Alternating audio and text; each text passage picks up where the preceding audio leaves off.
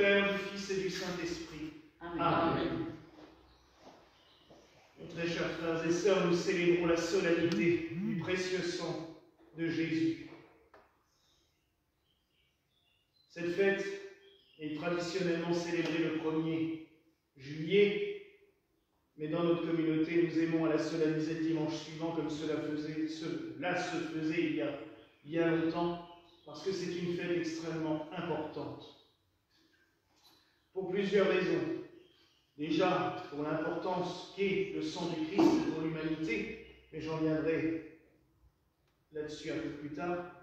Mais aussi, deuxièmement, parce qu'il y a un rapport tout particulier entre notre Église, l'Église gallicane, et le précieux sang. Et cela nous vient de notre premier patriarche, Monseigneur Joseph-René Villatte, qui a été canonisé depuis par nos communautés, et qui toute sa vie n'a eu de cesse de faire connaître le sang de Jésus comme source de grâce et de miséricorde. La première paroisse en tant que... Je ne vais pas refaire toute sa vie, parce que je l'ai fait vendredi soir pendant 20 minutes, donc on va éviter de recommencer encore une fois. Vous pouvez trouver la vidéo. Mais il fut missionnaire au nord-est des États-Unis et au Québec.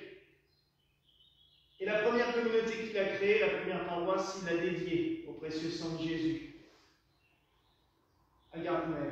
Puis, il a créé une société missionnaire, les missionnaires du précieux sang, qui était chargée d'évangéliser les campagnes, car on oublie que le nord-est des États-Unis, et notamment le Wisconsin, était francophone à l'époque, car il y avait eu une très forte immigration française et belge à une époque, et ils ont continué à parler le français pendant très longtemps dans cette province.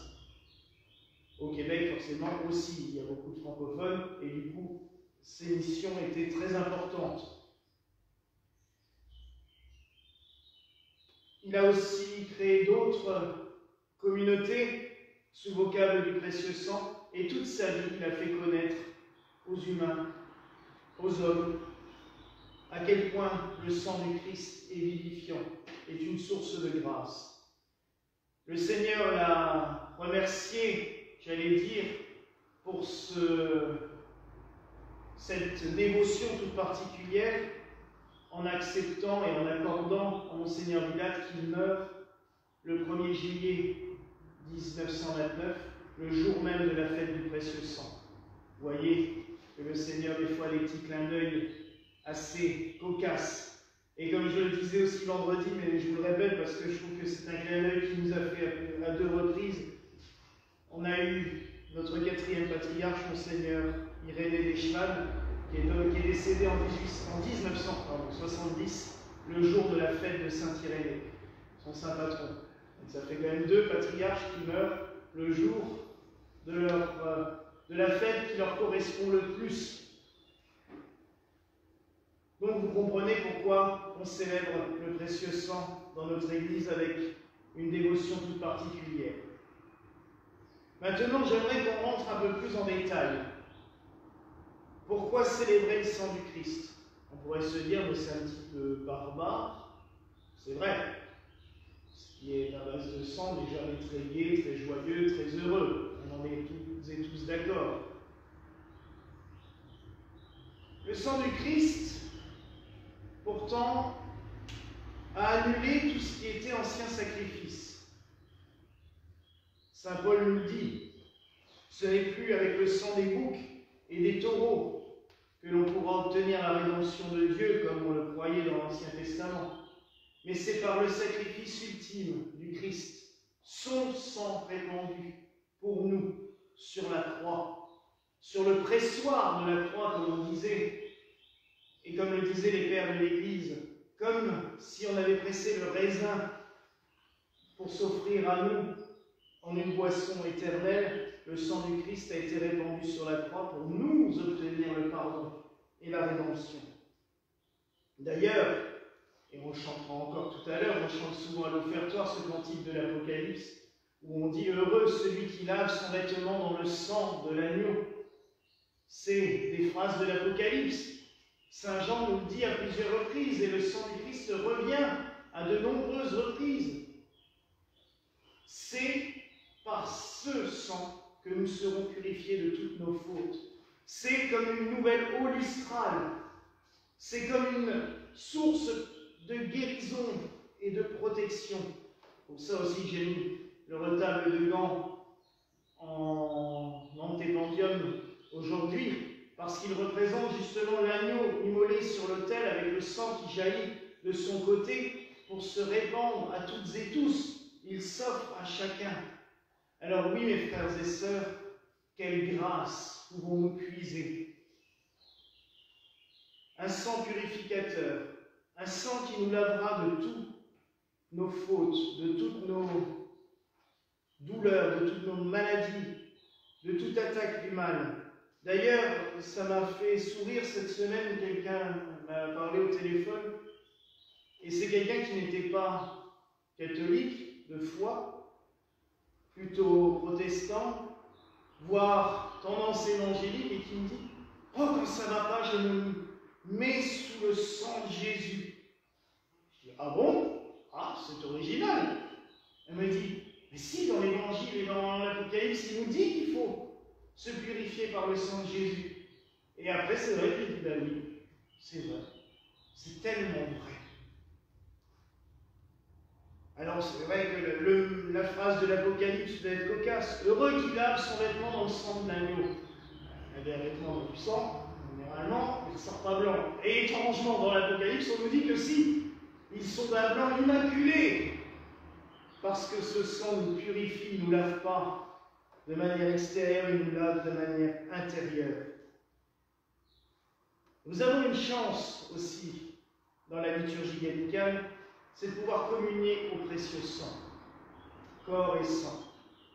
C'est quelque chose qui a été interdit pendant de très nombreuses années. D'ailleurs, nos frères catholiques ne communient toujours pas au précieux sang, à part une fois ou deux dans l'année, mais ils ne communient toujours pas au précieux sang. Et pourtant, le sang a toujours été connu pour être le véhicule de l'âme. Communier au sang du Christ, c'est extrêmement important. Quand nous recevons la Sainte Communion, alors certains disent, oui, mais dans le corps il y a le sang, c'est pour ça qu'on ne donne plus. Non, c'est ridicule. Théologiquement d'ailleurs, on dit bien que corps et sang se sont séparés sur la croix. Et que c'est bien particulier de communier au corps et au sang. Le Christ d'ailleurs précise, comme s'il avait su à l'avance qu'on allait interdire aux gens de communier au précieux sang, il dit, prenez et mangez, ceci est mon corps, soit. Et après pour le calice, prenez et buvez-en tous. Ah, comme s'il avait anticipé le fait qu'on l'interdirait un jour aux gens. Communier au corps et au sang du Christ, c'est communier à son corps et à son âme. Quand nous recevons la Sainte Communion, nous recevons le corps du Christ en nous et nous recevons son âme. Son âme vit en nous. Elle demeure en nous. A-t-on déjà vu un Dieu qui se donne corps et âme à quelqu'un? Vous connaissez toute cette expression, se donner corps et âme à quelqu'un. C'est quand on aime plus que tout. Ou alors qu'on est, j'allais dire, totalement motivé. Ça, c'est un autre problème. Quand on se donne corps et âme à quelqu'un, c'est vraiment qu'on a un amour éperdu pour cette personne, un attachement éperdu. Et le Christ se donne corps et âme à nous. À nous toutes et tous, avec nos imperfections, avec nos problèmes, avec nos soucis, avec nos petites misères. Il se donne corps et âme.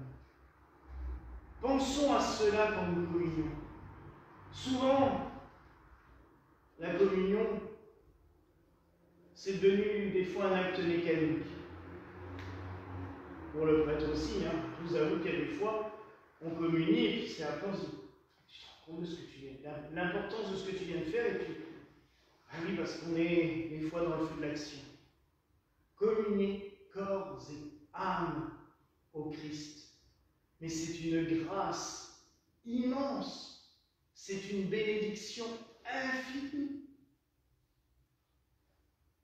Et c'est surtout communier aussi à son amour. Car si le sang est le véhicule de l'âme, il est aussi le véhicule de l'amour du Christ. Il se donne à nous, il nous aime.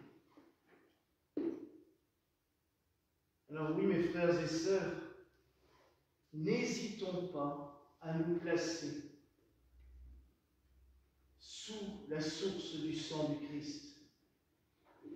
Cette source qui s'écoule de son cœur ouvert. Cette source d'amour infini. Oui, nous sommes baptisés dans l'eau et dans l'esprit. Mais par la communion, nous sommes baptisés aussi dans le sang du Christ. Nous sommes purifiés de tout mal. Nous sommes surtout protégés contre tout mal.